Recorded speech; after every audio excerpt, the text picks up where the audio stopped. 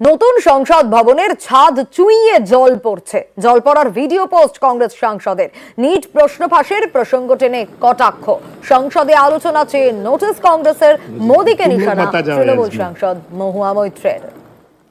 Parliament ke lobby, it's not a parliament, it's an edifice to Narendra Modi ji's ego. So since he is anyway got this, people of India have shown him a lesson. It is only natural that as a natural consequence of that, even the parliament's lobby will leak. Bharat Mandapam ko dekhiye na, Paris में भी है class 2 exposition जहाँ पे ये सब events होते हैं. जितना भी बारिश हो जाए, कहीं देखे, कहीं civilized country में जो main आपका showpiece है वहाँ से पानी गिरता हो. It's an edifice to Narendra Modi's ego. And since his ego has taken such a hit in these elections, it's only natural that water will leak from here.